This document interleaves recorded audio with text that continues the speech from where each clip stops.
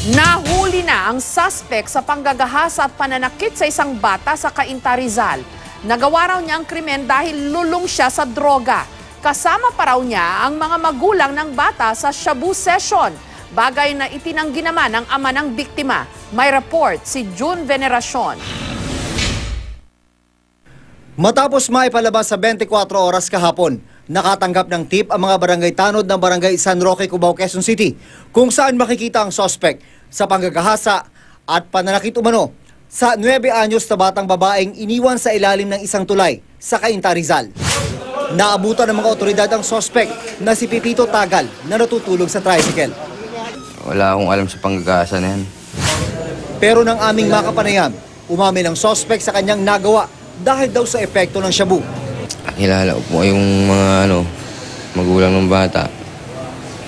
Dahil po sa bisyo. Bisyo rin ang dahilan kung bakit siya napunta sa bahay ng biktima noong Lunes. Ang tatay ng biktima ang una niyang kausap. Pera po, 500, pakuha po. Hindi na po siya umalis kasi mayroon na po siya. Ginamit na lang po namin 3 ron. Sandali lang, yung nanay ng biktima, yung tatay ng biktima, at saka ikaw, nag-shabu session? Oo, lagi po. Pag pumupunta po ako doon. Matapos ang umano'y shabu session, umalis ang suspect. Kusa raw na sumama sa kanya ang bata. Noong nasa ilalim na sila ng tulay, doon na raw niya nagawa ang kahalayan. Pumalag daw ang bata kaya niya ito sinaktan. Ibinagok niya ang ulo sa pader. Itinulak sa mabatong bahagi sa ilalim ng tulay. At tinalian ng ribbon na doon niya lang daw nakita. Humihingi na rin po ako ng pamanin sa kanya, sa magulang. Talagang hindi ko alam ang panahon na isip ko nung ba't ko nagawa yun. Tawarin niyo sana ako. Iniharap sandali ang suspect sa alkalde ng Cainta, Rizal.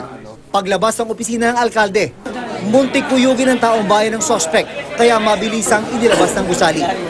Hindi lang sa suspect nakatutok ngayon ang Cainta Police Station.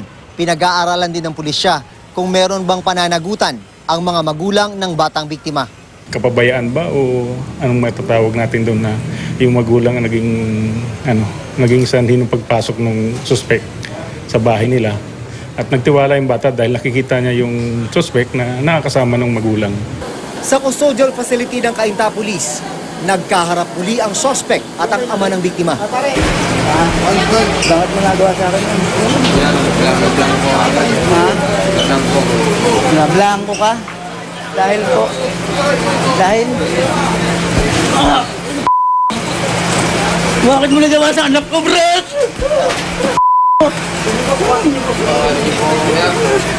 Sabi ng ama, 3 beses pa lang niya nakita ang suspect.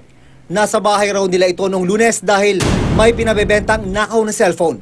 Pero wala raw drug session. Matagal na raw silang hindi gumagamit ng shabung mag-asawa. Hindi naman po kami pabayang magulang. Hindi po kami pabaya. 4 po ang anak ko. Nabubuhay po namin na maayos yun. June Veneracion, GMA News.